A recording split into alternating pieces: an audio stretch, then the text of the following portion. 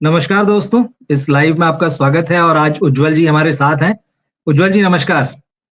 नमस्कार रवि जी, कैसे हैं आप? बढ़िया एकदम ठीक हूँ। आज सुबह से मैं चिंता में हूँ दरअसल और इसीलिए क्या मैंने सोना आपसे खरीदने जा रहे हैं अनुरोध या फिर किया पेट्रोल कि खरीदने जा रहे हैं? वही उसी चीज को लेके मतलब सोना और पेट्रोल तो बड़ी दूर की बात है। वो जो घर में गैस सिलेंडर होता है, फिर उसके अलावा जो बहुत सारे रिस्ट्रिक्शंस हैं कि भाई शेयर में चलिए, शेयर ऑटो, कार पूल, ये सब जो चीजें हैं जिसमें त्याग मांगा गया है, मतलब आप त्याग कीजिए। तो दिन भर ये सारी चीजें देख रहा था तो भाई बिल्कुल देश के लिए जो है नागरिक त्याग करते ही हैं और करना भी चाहिए। कभी कभी ऐसा भी समय आता है, लेकिन कई बार लगता है कि क्या ये गलत नीतियों की वजह से है या फिर जो है इसके पीछे कोई और वजह है। तो खैर, क्योंकि हम लोग तो बॉलीवुड के बारे में ज्यादा सोचते हैं तो ये सारी चीजें सोचते सोचते मुझे लगा, क्योंकि बात इसमें जो है विदेशी मुद्रा को बचाने की, और ये भी कहा जा रहा है कि भाई जरूरी ना हो तो विदेश ना जाए। तो मैं तो खैर आज तक नहीं गया कभी, लेकिन मुझे बॉलीवुड वालों की चिंता हुई कि ये तो बेचारे दौड़ दौड़ के जाते हैं, छुट्टी मनाने विदेश जाते हैं, बर्थडे मनाने विदेश जाते हैं, शादी की सालगिरह विदेश में मनाते हैं, शूटिंग करनी होती है, फिर आजकल विदेशी टेक्नीशियंस, बहुत सारा मामला इनको जो है ना डॉलर में पे करना पड़ता है। फिर मैंने चेक किया तो अब जब ये डॉलर में पे करेंगे और यहाँ तो ये कि भाई जितना हो सके हमको फॉरेन करेंसी बचानी है, तो मैंने सोचा इस पे बात करते हैं आपसे इस पूरे मामले पे। और हम ये भी देखते हैं कि आखिर बॉलीवुड के लिए अब ये क्या एक नया संकट खड़ा हो रहा है और दर्शकों पर भी इसका क्या असर पड़ेगा। क्योंकि भाई जब पेट्रोल महंगा होगा या अगर नहीं भी होगा, आपसे कहा है कि गैर जरूरी इस्तेमाल ना करें, तो क्या आप अपनी गाड़ी उठा के थिएटर तक जाएंगे। फिर वर्क फ्रॉम होम की बात आई है तो फिर आपको वो कोरोना वाला पीरियड याद आ गया वर्क फ्रॉम होम का। तो जब घर से काम करेंगे और बाहर निकलना ही नहीं है तो फिर थिएटर क्यों जाएंगे, घर पे ही मजा लिया जाएगा ओटीटी का बैठकर। तो इससे थिएटर्स को भी नुकसान है, बॉलीवुड को भी नुकसान है। क्या आपको भी ऐसा लगता है या सिर्फ मुझे ही ऐसा लग रहा है? यही सारी चीजें चल रही हैं आज मेरे शाम से दिमाग में। रवि जी, इस खबर के इतने एस्पेक्ट हैं कि अगर मैं अलग-अलग एस्पेक्ट गिनाऊंगा तो लोगों को भी थोड़ा दिमाग खुलेगा। इसलिए मैं जी एक-एक करके बिल्कुल बिल्कुल। सारे एस्पेक्ट यहाँ शुरू कर रहा हूँ, जिसमें बॉलीवुड भी आएगा और कुछ नॉन बॉलीवुड भी आएगा। बिल्कुल ठीक पहली है। बात तो ये है कि ये घोषणा जो की गई है कि आप घर से बाहर निकलकर पेट्रोल खराब ना करें, विदेश ना जाएं, सोना ना खरीदें, ये सारी घोषणा तब हो रही है जब हाल ही में सभी राज्यों के चुनाव निबट गए और शपथ हो गई। पहला बिल्कुल। मामला कि चुनाव के दौरान ये नहीं कहा गया, ताकि आपका एक मतलब तो सीधा ये हो गया। अच्छा, यहाँ एक और एंगल है। इस शुक्रवार को, अभी हम आज बैठे हैं, आज सोमवार है, इस जी। शुक्रवार को आरएसएस पे बनी एक पिक्चर भी आ रही है, आखिरी सवाल, थिएटर में। हाँ तो बिल्कुल बिल्कुल। अब लोग नहीं निकलेंगे तो थिएटर कैसे जाएंगे और फिर आखिरी सवाल कौन देखेगा? दूसरी बात। तीसरी बात यहाँ पर यह है कि हमसे कभी कहा जाता है कि हम विश्व की चौथी अर्थव्यवस्था हो गए हैं, हम विश्व गुरु हो गए हैं। अच्छा, हम जब विश्व गुरु बनने के प्रोसेस में थे तब कहा जाता कि त्याग करो। अब विश्व गुरु बनने के बाद त्याग करना पड़ रहा है, ये कुछ बात समझ में कम आ रही है। एक मैंने फेसबुक हाँ। पोस्ट लिखा है, उसको मैं पढ़ूंगा, अच्छा। फिर हम चर्चा शुरू कर सकते हैं। जी मैंने जी। लिखा थोड़ी देर पहले अपने फेसबुक पर, पहले कहा गया था भारत विश्व गुरु बनेगा, अब सलाह मिल रही है विदेश मत जाइए, सोना मत खरीदिए, घर से काम चलाइए। जनता सोच रही है ये आत्मनिर्भर भारत है या खर्चा कम करो भारत योजना है। चुनाव से पहले भाषणों में अर्थव्यवस्था रॉकेट थी और चुनाव के बाद पता चला कि रॉकेट में पेट्रोल ही कम था। पहले कहा जाता था अच्छे दिन आने वाले हैं, अब कहा जा रहा है थोड़ा कम घूमिए, कम खरीदिए, कम खर्च कीजिए। मतलब जनता पूछ रही है कि सपने बड़े दिखाए थे, अब बजट वाला जीवन क्यों समझाया जा रहा है। सबसे दिलचस्प बात ये लगी कि ये सारी सादगी की सीख तभी आई जब सारे चुनाव आराम से निपट गए। जनता भी अब धीरे से मुस्कुरा रही है। वोट से पहले विजन और वोट के बाद राशन, मतलब राशनिंग हो रही है। ये मैंने बिल्कुल लिखा। बिल्कुल। अब ये है सही कि लिखा। अगर हम बॉलीवुड के हिसाब से अगर देखें तो डेफिनेटली देखिए, हमारा हीरो जो है बड़े पर्दे पर स्विट्जरलैंड की वादियों में हीरोइन के पीछे दौड़ता है और हम वैसे ख्वाब देखते हैं कि हम भी अपनी हीरोइन के पीछे ऐसे कभी भागेंगे। तो सिनेमा बड़ी एस्पिरेशनल वैल्यू के साथ आता है। सिनेमा में हम वो देखते हैं जो जिंदगी हम नहीं जी पाते। और आज भी भारत का आम आदमी विदेश जाने को एक सपने के तौर पर देखता है। और हम अक्सर सिनेमा के बड़े पर्दे पर जब विदेश देखते हैं, हमने यशराज की फिल्मों में देखा, हमने करण जौहर की फिल्मों में देखा और हमने और तमाम फिल्मों में देखा। इनफैक्ट हाल के कुछ सालों में तो शायद ही कोई ऐसी फिल्म आई उसकी बाहर शूटिंग नहीं होती, कुछ ना कुछ बहाने से एक या दो गाना तो होता ही है, मतलब कुछ भी करके। ऐसे में अगर विदेश नहीं जाएगा बॉलीवुड, यानी देखिए, बॉलीवुड के पास कहानी को लेकर तो कोई इनोवेशन है नहीं। अब ये इनोवेशन क्या बिल्कुल। लेकर आते थे कि ये नई सीनरी दिखाते थे विदेश जाकर। अब मोदी जी ने कहा भूखे लोकेशन। मत जाओ। अब आप, अच्छा, आप सोना भी नहीं खरीदेंगे। तो अब आप जब सोना नहीं खरीद रहे हैं, इसका मतलब है कि हमारे जो भंसाली साहब हैं या हमारे जो बड़े ग्रैंड सेट बनाने वाले जो डायरेक्टर्स हैं, जो हीरोइनों को लाद देते हैं, सोने से या उस तरह के, तो अब वहां पे भी मामला ग्लॉस कम हो गया ओवरऑल। तो देखिए विदेश से ग्लॉस आता है, स्क्रीन पर चमक आती है, आभूषणों से चमक आती है। अब हम अगर हर उस जगह पर कटौती करते चले, ये वो जमाना नहीं है जब आप नकली गहने पहना दीजिए, क्योंकि कैमरे की आंख की जो नजर है वो इंसानी आंख से बहुत ज्यादा तेज है और वो दिखा देता है। तो आपको असल में कैमरे के सामने सब कुछ असल ही पहनना पड़ता है, वरना आप पीतल पहनेंगे तो पीतल ही दिखेगा, ऐसा नहीं कि पीतल आपका सोना दिखेगा। तो ये जो सारे रेस्ट्रिक्शन लगाए हैं, अच्छा अब इसमें देखिए क्या क्या चीजें कहां पर बॉलीवुड मार खाएगा। एक तो आप विदेश जाके शूटिंग नहीं कर पाएंगे, आप ग्रैंड सेट्स और खर्चा नहीं कर पाएंगे, फिर आपका जो दर्शक है वो घर में बैठकर काम करेगा और घर में बैठ के ओटीटी देख लेगा, तो बाहर जाएगा नहीं सिनेमा देखने। तो बॉलीवुड पर तो 3 तरह की मार है, ना तो शूट कर पाओगे ग्रैंड, ना तुम्हारी पिक्चर को देखने आएगा, दूसरा राशनिंग कर रहे हैं भाई। अब रोहित शेट्टी अपनी गाड़ियां कैसे उछालेंगे? रोहित शेट्टी तो पेट्रोल भरी गाड़ियां उछालते हैं, आग लगाते हैं उसमें, रोहित शेट्टी का क्या होगा? ऐसे बहुत सारे लोग हैं। दूसरा एक यहाँ पे एक और चीज देखने वाली है कि आपने, मैं एक राजनेता की नजर से अगर बात करूं, कि आपका जब काम हो गया, आपके जब चुनाव निबट गए, आपने घोषणा तब की। ऐसा तो है नहीं कि 3 दिन पहले पेट्रोल की सप्लाई बहुत भयंकर आ रही थी और आज सुबह सुबह उसमें कमी आई है। तो आपने अपना काम तो निकाल ही लिया, चुनाव हो गए। अच्छा, जितने हमारे मिनिस्टर्स हैं उनके जो काफिले चलते हैं उसमें जो इतनी गाड़ियां चलती हैं उस पर कहीं कटौती की बात नहीं है। तो देखिए इसमें ना बहुत मतलब एक ऐसा स्टेटमेंट है, देखिए कह तो दिया है लेकिन कितने लोग मानेंगे, ये वाली बात है। कहने को तो बहुत कुछ कहा जाता है कि वॉर भी रुकवा दी थी और सब चीजें हो गई थी, लेकिन वो माना कितना गया। तो मुझे लगता है कि डेफिनेटली एक बहुत बड़ा डेंट तो पड़ेगा अगर ये सारी चीजें होती हैं। लोग अगर सोना खरीदना बंद करते हैं, और मैं तो देखता हूँ कि कुछ एक खास कैटेगरी के लोग हैं जो एकदम पट्टी बांधकर चल देते हैं सीधे, तो अगर वो सोना खरीदना बंद कर देते हैं तो डेफिनेटली जो हमारे जो ज्वेलर्स हैं, जो हमारी इंडस्ट्री है सोने की, वहां पे भी बहुत बड़ा असर पड़ने वाला है। भारत में शादी के दौरान सोना खरीदने की एक प्रथा है और वो प्रथा बहुत लंबे समय से चली आ रही है, और छोटे छोटे शहरों में, गांव में, कस्बों में, हर जगह। ऐसा नहीं कि सिर्फ बड़े परिवारों में या रईस लोगों में, जो बहुत कम पैसा कमाते हैं, जो दिहाड़ी पे काम करते हैं, वो भी अपनी शादी में थोड़ा सोना लेकिन लेते हैं। तो डेफिनेटली एक बहुत बड़ी इंडस्ट्री पे असर पड़ेगा, बॉलीवुड पर असर पड़ेगा, और मतलब कहते हैं ना सारी की सारी चमक बड़ी फीकी हो जाएगी बॉलीवुड की। आप ठीक कह रहे हैं, चमक जो है वो फीकी हो जाएगी। और बात यहाँ पर जो है ना, जैसा कि हम पिछले काफी समय से देख रहे हैं, किसी तरह की नीति की, किसी तरह की योजना की, या फिर आपसे रिक्वेस्ट की जा रही है, इस तरह की नहीं। यहाँ पे एक बार फिर जो है प्रधानमंत्री ने इस पूरे मामले को देशभक्ति से जोड़ दिया है। उनका कोट जो है वो बताता हूं, जो उन्होंने भाषण में कहा है। उन्होंने कहा है कि विदेशी मुद्रा को बचाने के लिए हमारी देशभक्ति हमें चुनौती दे रही है और हमें इस चुनौती को स्वीकार करते हुए विदेशी मुद्रा को बचाना होगा। मतलब अगर आप विदेशी मुद्रा खर्च कर रहे हैं और जो उन्होंने सुझाया है वो उस लिमिट में नहीं है, आप शादी के लिए जा रहे हैं, या अब सिनेमा उसमें आएगा कि नहीं आएगा मुझे पता नहीं, लेकिन अगर आप अननेसेसरी शूटिंग के लिए जा रहे हैं, भाई आप देश के अंदर की कहानी बनाइए। जरूरी है कि आपको अमेरिका की कहानी बनानी है, इंग्लैंड में जाकर कहानी बनानी है? तो वो तो फिर गैर जरूरी होगा। आप इंडिया का सिनेमा इंडिया में क्यों नहीं बनाते? तो ये जो इस तरह की चीजें आएगी, और अगर विदेश में शूटिंग होगी, विदेशी टेक्नीशियंस जो है मान लीजिए वो जोड़ेंगे, या बाहर बहुत सारी ये जो बड़ी बड़ी फिल्में बन रही, जैसे रामायण अभी बन रही है, 4,000 करोड़ रुपए का जो उसका बजट है, तो विदेशी आपने म्यूजिक डायरेक्टर भी लिया है, बहुत सारे विदेशी टेक्नीशियंस हैं, उनके साथ जो वीएफएक्स का काम जो बहुत सारा बाहर हो रहा है, तो फाइनली तो जो आपकी विदेशी करेंसी है वो बाहर जाएगी ही जाएगी। तो अब क्या इस चीज को देशभक्ति के साथ जोड़कर देखा जाएगा कि भाई इन्होंने जो है बाहर जाकर अपनी फिल्म शूट की, मतलब देशभक्त नहीं है ये फिल्म तो इंडिया में भी शूट हो सकती थी। तो ये चीज अब देशभक्ति से भी जुड़ गई है। हमने पहले कई मामलों में देखा है कि हर चीज को देशभक्ति से जोड़ा गया, हर चीज को लेके सर्टिफिकेट बांटे गए या बांटने की कोशिश हुई। तो अब ये भी एक समस्या है फिल्म वालों के सामने, जबकि इधर हमने देखा है कि बड़ी इंडस्ट्री का एक बड़ा हिस्सा है जिसने पिछले लंबे समय में देशभक्ति दिखाई है। मगर अब जब ये वाले बातें आ रही है कि आप कम से कम विदेश जाइए, कम से कम बाहर आयोजन कीजिए, और इसके साथ एक और फर्क पड़ेगा, जो विदेश में हम लोग अपनी फिल्में रिलीज करते हैं, तो जब हम फिल्में रिलीज करते हैं तो जाते हैं वहां पे जाके खर्चा करना पड़ता है, वो सब भी विदेशी मुद्रा में ही खर्चा होगा। तो क्या उन चीजों पर भी रोक लगेगी अब?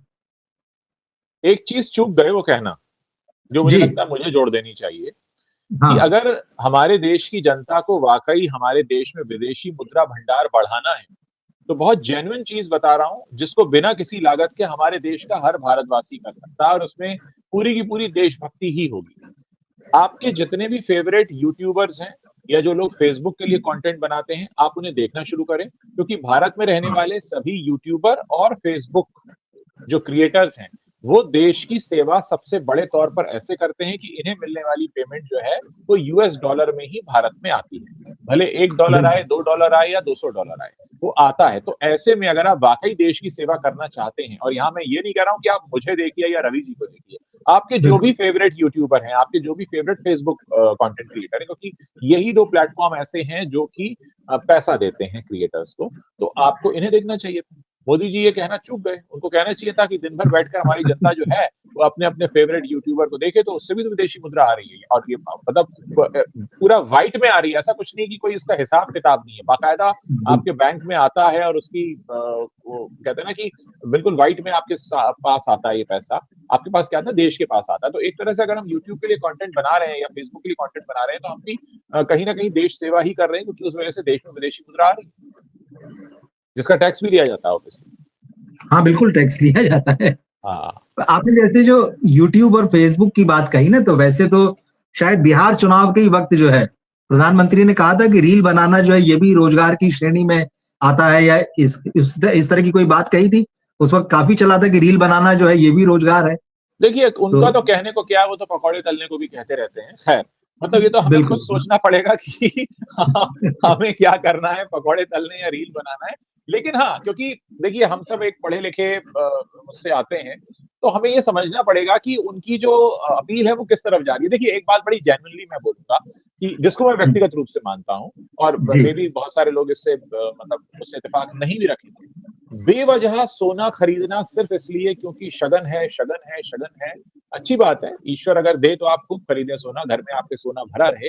लेकिन बेवजह खरीदना किसी भी चीज को, सोना नहीं, फिर वो कोई भी चीज हो सकती है, सिर्फ इसलिए क्योंकि है, डेफिनेटली कंट्रोल की जरूरत है। लेकिन ये भी नहीं कि हाँ हम वो देखेंगे नहीं उसकी तरफ, ये भी गलत हो जाता है। देखिए क्या होगा, एक्सट्रीम में दोनों चीजें गलत जाती हैं। या तो आप किसी चीज को बहुत ज्यादा खरीदने लगे, वो भी गलत है, और बिल्कुल ही खरीदना बंद कर दें, वो भी गलत है।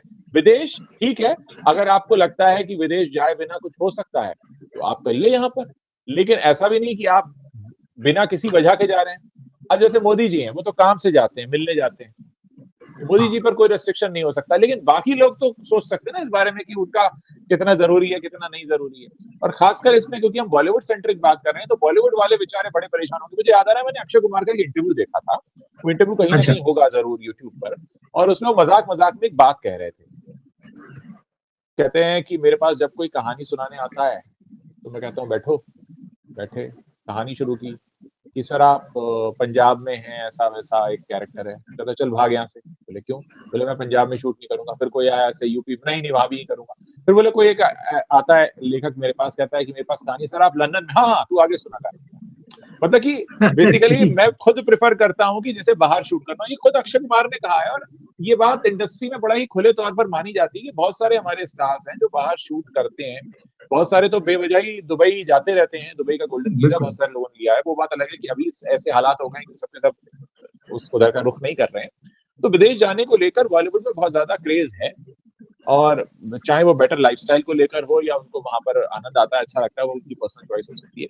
लेकिन ना डेफिनेटली मतलब ये एक चोट तो है, बॉलीवुड के लिए बहुत बड़ी चोट है कि अगर बॉलीवुड के लोगों से कह दिया जाए आप विदेश ना जाएं, उन्हें कह दिया जाए आप गाड़ी में, अब कोई फिल्म स्टार कैसे हमारे यहाँ ऑटो टैक्सी में तो हमने कोई देखा नहीं ऐसे घूम रहा हो, सलमान खान ऑटो रिक्शा करके कहीं जा रहे हो। जुनैद खान घूमता है भाई। हाँ, जुनैद खान घूमते हैं। तो अब जुनैद खान जैसे हैं कितने। हालत तो ये कि जिनकी 3-3 साल से एक पिक्चर नहीं आई है, वो भी बड़ी गाड़ियों में घूमते हैं, भले जो हालत हो उनके अंदर। तो कुल मिलाकर मामला ये है कि अब ये अमल में मुझे लगता है तभी आ पाएगा जब बहुत ज्यादा रेस्ट्रिक्शन कठोर तरीके से लगे, जैसे कोविड के टाइम में हो रहा था कि घर से बाहर निकल ही नहीं सकते, फाइन हो जाएगा या पुलिस एक्शन लेगी। बाकी तो मुझे लगता नहीं कि ये इस कहने का बहुत ज्यादा कोई असर होगा। सिर्फ कहने का तो नहीं होगा, आगे कुछ और एक्शन लिए तो शायद असर होगा। क्योंकि जैसे आप कह रहे हैं तो हमारे एक दर्शक लिख रहे हैं कि भाई इंडिया में बहुत सारी लोकेशंस हैं, आप खूबसूरत जगह हैं। पिछले दिनों आप भी सिक्किम गए थे और दार्जिलिंग गए थे, तो बड़ी सुंदर सुंदर जगह आपने वीडियो डाले थे। और हम भी कहीं जाते हैं तो लगता है इंडिया में इतनी खूबसूरत जगह तो है, ये लोग यहाँ क्यों शूट नहीं करते। जैसा आप बोल रहे हैं ना कि अगर मान लीजिए रिस्ट्रिक्शंस थोड़े सख्ती से लागू किए गए तो फिर शायद मुझे लगता है इसका कुछ फायदा होगा। वो जो डोमेस्टिक वाली या जो एक आत्मनिर्भर वाली जो बात है, या अपने ही यहीं पर भाई रोजगार भी जनरेट होगा जब आप बाहर जाते हैं, तो फिर बाहर के लोगों को काम मिलता है, तो एक तो देखिए विदेशी यहाँ मुद्रा भी पर जो है। हाँ मैं एक चीज कहना चाहूंगा, आपने गैंगटॉक का नाम लिया, मैं नॉर्थ ईस्ट से जी। बहुत ज्यादा प्रभावित हुआ। मुझे कुछ चीजें ओके। वहां पर बहुत अच्छी लगी जो मैंने हिंदुस्तान में कई शहर घूमे हैं वहां मुझे नहीं दिखी और मुझे गैंगटॉक में खासकर दिखी। पहला तो ये कि वहां हाँ। पर कोई हॉर्न नहीं बजाता। अच्छा। ओके।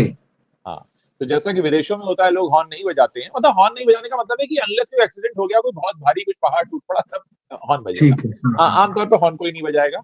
दूसरा, वहां हम्म, प्लास्टिक की बोतल नहीं मिल रही थी, पानी की अच्छा बोतल ठीक है। प्लास्टिक की नहीं थी, और बहुत सफाई थी, तो मुझे लग ही नहीं रहा था कि मैं हिंदुस्तान में घूम रहा हूँ। क्योंकि हम तो जहां ओके। भी जाते हैं लोग जोर जोर से हॉर्न बजाते हैं, प्लास्टिक की बोतल सड़क पे पड़ी रहती है और खूब कूड़ा करकट होता है, तो सभी जगह का हाल है। फिर तो चाहे उसमें दिल्ली हाँ मुंबई हाँ। जैसे शहर भी पीछे नहीं है, इनफैक्ट इन शहरों में तो ज्यादा गंदगियां हैं, एक बार को छोटे शहर में तब भी कम गंदगी है। तो मुझे लगता है ओके। कि नॉर्थ ईस्ट रीजन को भी एक्सप्लोर करना चाहिए शूटिंग के लिए, और लोगों को इससे दो चीजें होंगी, एक तो वहाँ लोकल लोगों को रोजगार मिलेगा, दूसरे देश के लोगों को पता चलेगा कि हमारे देश में भी ऐसी साफ सुथरी जगह है। तो हाँ, डेफिनेटली हर चीज के अच्छे और बुरे एस्पेक्ट होते हैं, लेकिन हाँ फिलहाल मुझे बॉलीवुड थोड़ा चोट चपेट में आता हुआ लग तो रहा है इस तरह के रेस्ट्रिक्शंस के बाद में। अब हम क्या एक्सपेक्ट करेंगे कि कपिल शर्मा अपने घर से निकले और पब्लिक ट्रांसपोर्ट लें, या आमिर खान या सलमान खान या शाहरुख खान पब्लिक ट्रांसपोर्ट तो लेने वाले नहीं।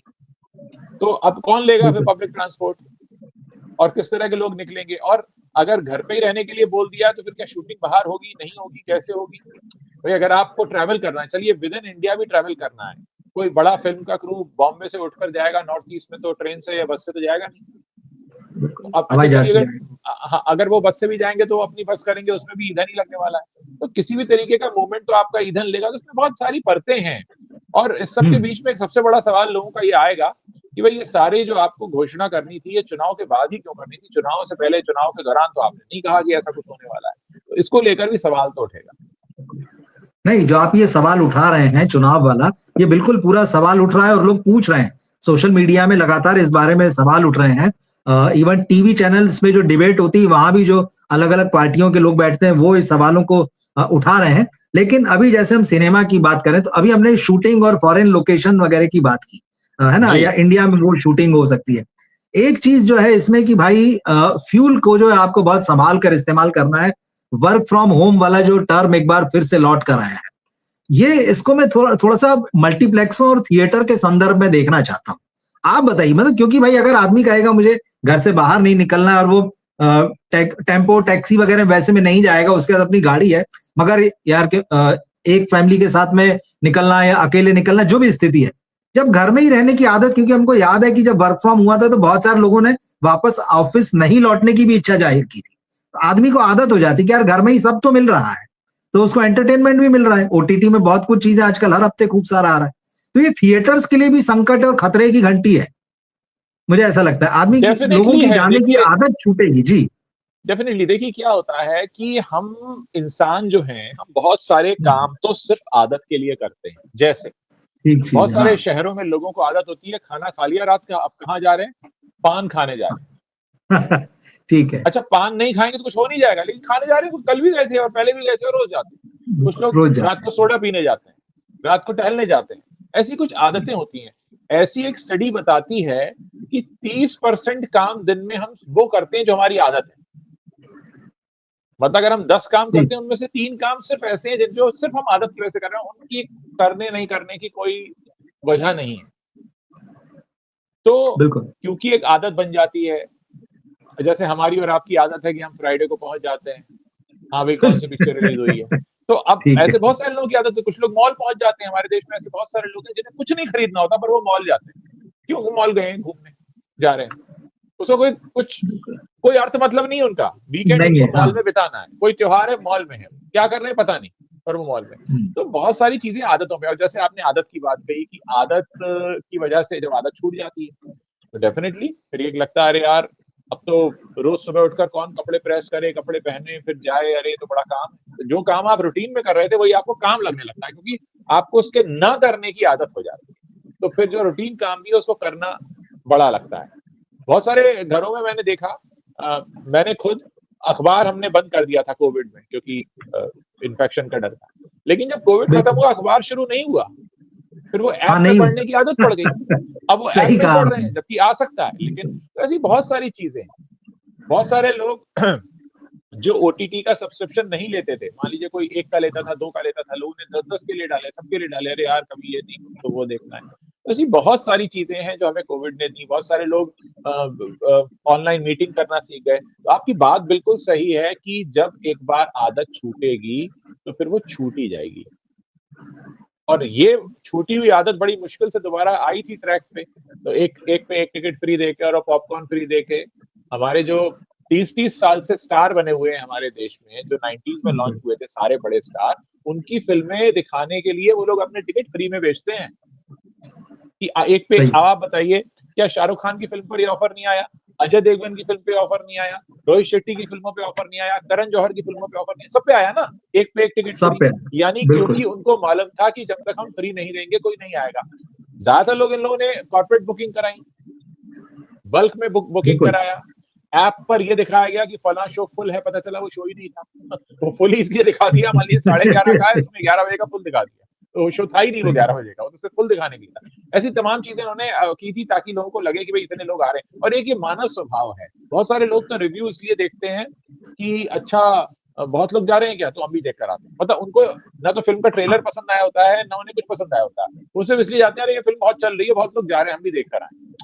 तो एक मानव स्वभाव भी है कि अगर कोई मतलब कोई ऐसा है कि जहाँ पे आपको लग रहा है पीछे रह रहे हैं लोगों से, तो वो भी आके हम बिल्कुल। करते ये तो नुकसान तो ये भी होगा ना कि अब जब अगर मान लीजिए वर्क फ्रॉम होम ही हो जाएगा तो ये जो कॉर्पोरेट बुकिंग्स जो हैं वो तो अब वैसे ही बंद हो जाएंगी। फिर अगर वर्क फ्रॉम होम बंद हो जाएगा तो किसके लिए कॉर्पोरेट बुकिंग की जाएगी? और हमारे एक दर्शक है रेनबर्ड 70 ये लिख रहे हैं मतलब पॉजिटिव ले रहे हैं इस चीज को कि भाई बॉलीवुड को अब अच्छी और लॉजिकल फिल्में बनाना पड़ेंगी, मीनिंगफुल स्टोरीज, चोरी का माल नहीं। मतलब कुल मिला के इंडियन स्टोरीज बनाइए जो लॉजिकल हो, कम बजट में बन सकती हो, जो इंटरेस्टिंग हो। तो ये उसका एक पॉजिटिव एस्पेक्ट भी समझ में आता है, कम बजट में बनाई। क्योंकि एक चीज और है, ये जो बड़ी फिल्में जो होती है ना आजकल जो इधर चल रही है, मीडियम बजट की और छोटी बजट की फिल्में तो लगातार मार खाती रही है, मतलब 95-99% पिटती रही है। तो उन फिल्मों के लिए तो संकट वैसे ही बड़ा हो गया, लेकिन अब बड़ी फिल्मों के लिए भी ये जो विदेश में जाके आप फॉरेन करेंसी ना खर्च करें तो उनके ऊपर भी रिस्ट्रिक्शंस रहेगा कहीं ना कहीं। तो एक तरीके से मजबूरी होगी अगर इसको थोड़ा भी ठीक ढंग से लागू किया गया कि ये अनिवार्यता है, ये आपको इसको फॉलो करना है, भले ही प्यार से कहा गया है, तो फिर शायद जो है बॉलीवुड को लौटना पड़ेगा मीडियम बजट स्टोरीज और छोटे बजट की। मगर फिर बात वही है, क्योंकि लोग थिएटर नहीं जाएंगे तो भला ओटीटी का ही होना है इसमें।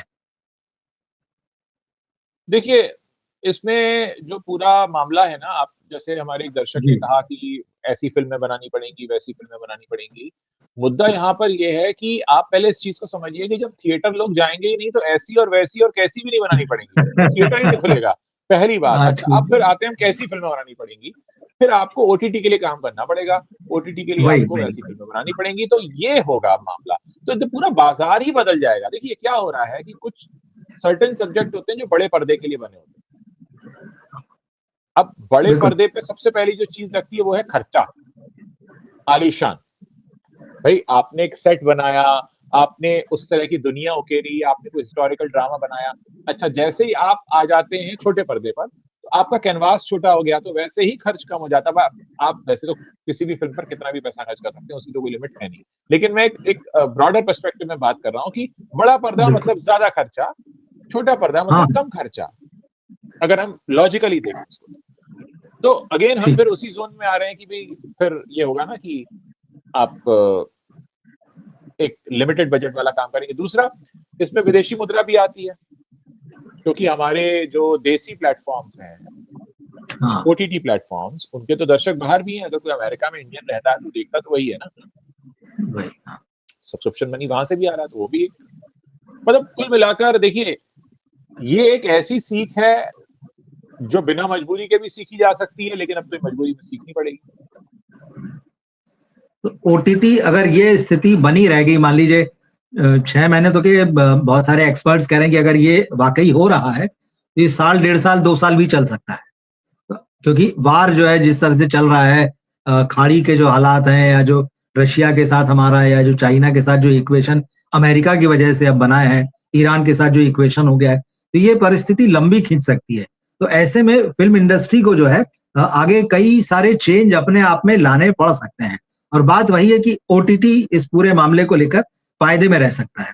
अब एक और चीज इसका जो है कि जो विदेशी, जो हॉलीवुड का सिनेमा हमारे यहाँ रिलीज होता है, तो जब हम उसका टिकट खरीदते हैं, ठीक है, हमारे यहाँ उसमें ये होता है कि हमारे यहाँ मल्टीप्लेक्स हैं, डिस्ट्रीब्यूटर हैं, जो लोग वहां उसमें काम में लगे हैं, वहां पे उनको पैसा मिलता है। लेकिन फाइनली ये कि जो पैसा यहाँ टिकट पर खर्च हो रहा है, ऑलमोस्ट आधा पैसा तो वो वापस लौटता है और फिर वो डॉलर में ही जाता है, फॉरेन करेंसी में ही जाता है। तो जब आप विदेशी फिल्म को देख रहे होते हैं तो आप विदेशी करेंसी खर्च कर रहे होते हैं। बात वही है घूम फिर के। तो ये भी हो सकता है आने वाले दिनों में ये बात लोग समझें या उन्हें समझाई जाए। तो क्या विदेशी फिल्मों को लेकर, क्योंकि भाई हम अपनी फिल्में तो कोशिश यही होगी कि आप कम ले जाएं, अगर वहां जाने से विदेशी मुद्रा खर्च होती, तो क्या विदेशी फिल्मों के लिए भी यहाँ का मैदान बदल जाएगा? कुछ दिन के लिए हमें वो वाले पैम्फलेट बंद करने पड़ेंगे, वसुधैव कुटुंबकम वाले। हाँ, ये बात सही है। हमारे देश ने ही पूरी दुनिया को सबसे पहले ये बताया था, जिसमें मैं बहुत बिलीव करता हूँ व्यक्तिगत रूप से, वसुधैव कुटुंबकम। मेरा अभी भी मानना है, क्योंकि आप जानते हैं कि मैं थोड़ा सा स्पिरिचुअल नजरिए से देखता हूँ सारी चीजों को। संपूर्ण विश्व एक दूसरे से जुड़ा हुआ है। इस विश्व में ऐसी कोई दो इकाई है ही नहीं जो एक दूसरे से नहीं जुड़ी है ही नहीं। बिल्कुल, परोक्ष या अपरोक्ष रूप से हम जुड़े हुए हैं। तो अंततः तो इस दुनिया में कहीं भी जब दो चीजों का टकराव होगा तो हर तीसरे पर असर होगा। तो हमें कहीं ना कहीं उसका नुकसान तो भुगतना ही है। भले हम उन देशों में कभी ना जाएं, भले हम उन देशों के नाम ना सुने, भले हम उन देशों के से कोई सीधे तौर पे संबंध ना हो, लेकिन कहीं किसी कोने में जब जो देश भिड़ेंगे तो कहीं किसी कोने में बैठे किसी तीसरे का पर असर होगा ही होगा। इसको अगर हम समझ लें, हमारे देश में आजकल गोडसे को लेकर तमाम बातें कही जाती हैं, लेकिन हमारे देश में एक आदमी हुआ था जिसका नाम था महात्मा गांधी, जिन्होंने सत्य, अहिंसा और शांति का संदेश दिया था। अगर हम इस बात को समझें कि वो कितने काम की बात इतने साल पहले कहकर गए थे। हमारे देश में आजकल नया चलन है, उनकी हत्या करने वाले गोडसे को तमाम तरह की उपाधियों से नवाजा जाता है, बहुत कुछ कहा जाता है। हमें तो खैर समझ में नहीं आता कि आप एक हत्यारे को कैसे वो कर सकते हैं। लेकिन इस सब के बीच हमारे देश में जो इतना बड़ा संदेश दिया गया था सत्य, अहिंसा और शांति, अगर आज हम उसको समझें तो आज हम ये बैठ के चर्चा नहीं कर रहे। आज हम ये चर्चा इसलिए कर रहे हैं कि किन्हीं दो लोगों का दिमाग खराब हो गया। बिल्कुल ठीक है, ये तो है।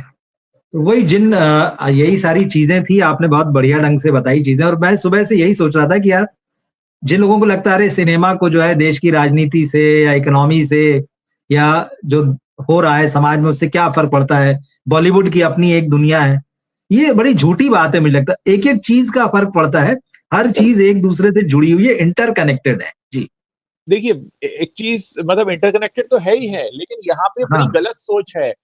बॉलीवुड को हर चीज से फर्क पड़ता है, क्योंकि ये सबसे डरपोक लोगों की भी दुनिया है। सही, डरपोक लोग भी बॉलीवुड में ही रहते हैं। सबसे ज्यादा डरपोक लोग बॉलीवुड में रहते हैं, मैं आपको बता रहा हूं, क्योंकि उन्हें किसी भी चीज पर भरोसा नहीं है, ना अपनी काबिलियत पर, ना अपनी कामयाबी पर, ना अपने एसेट्स पर, ना अपनी सोच पर, ना अपनी अप्रोच पर। तो डरपोक लोगों की भी दुनिया है बॉलीवुड, ये कोई कहेगा नहीं खुलकर। इसलिए उनका डर तो सबसे पहले दिखता है। बिल्कुल, मुझे लगता है कि ये जिन लोगों को अभी तक खतरे की घंटी बॉलीवुड में नहीं सुनाई पड़ी हो, तो हमारे इस वीडियो को उन्हें देखना चाहिए। काफी सारी बातें आ चुकी है कि क्या संकट अब सामने आने के लिए तैयार है, भले ही अभी तक नजर नहीं गई हो, मगर जो बातें कही गई इसको थोड़ा भी अगर सख्ती से पालन करने को कहा गया तो बॉलीवुड को बहुत सारे बदलाव के लिए जो है आने वाले दिनों में तैयार रहना चाहिए।